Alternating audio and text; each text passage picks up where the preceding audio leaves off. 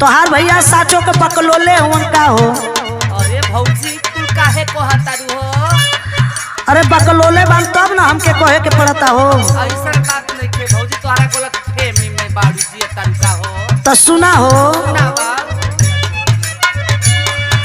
रहिया जो हाथ पूरा फगुनवा गइले रे नानदी फगुनवा गइले रे नानदी फगुनवा गइले रे नानदी।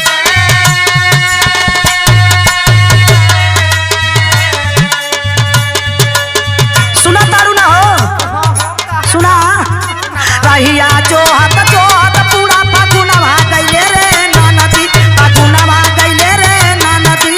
तोर भैया निर्मोहिया न आइले चोटी रे नानदी। तोर भैया निर्मोहिया नहीं आइले छोटी रे नानदी। तोर भैया निर्मोहिया नहीं आइले छोटी रे नानदी।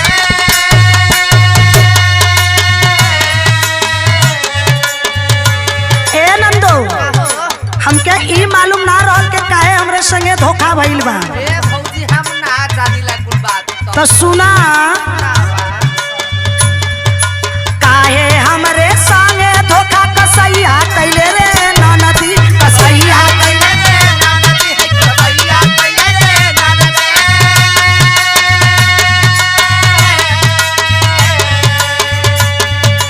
काहे हमरे संगे धोखा कसैया कैले रे नानदी कसैया कैले रे नानदी। तोर भैया निर्मोहिया न आइले छोटी रे नानदी। तोर भैया निर्मोहिया नहीं आइले छोटी रे नानदी। तोर भैया निर्मोहिया नहीं आइले छोटी रे नानदी।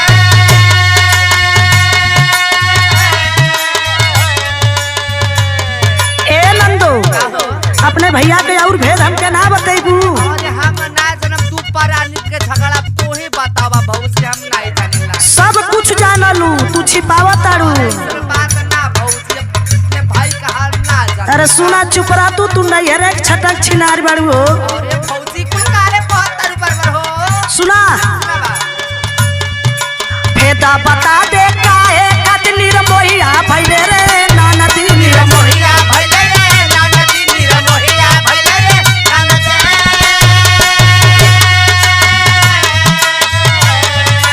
भेदा बता दे काहे खातिर निर्दयिया भइले रे नानदी निर्दयिया भइले रे नानदी। तोर भैया निर्मोहिया न आइले छोटी रे नानदी। तोर तू तो इतना छिनार बाड़ू ना के कहन के नहीं नहीं। तोर भैया निर्मोहिया नहीं आइले छोटे रे नानदी।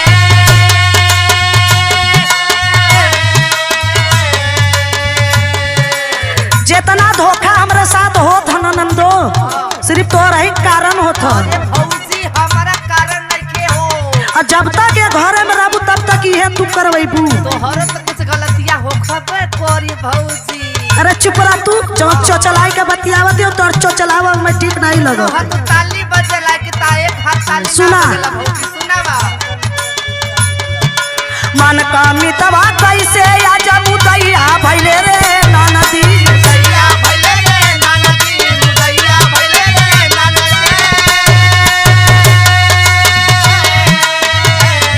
अरे ना चले होकू। मन का मितवा आजू कैसे मुदैया भइले रे नानदी मुदैया भइले रे नानदी। तोर भैया निर्मोहिया कान आइले छोटी रे नानदी। तोर भैया निर्मोहिया काहे भइले छोटे रे नानदी। अरे तोर भैया तू बड़ी मीठी मीठी हमके बात में फंसा लेलू।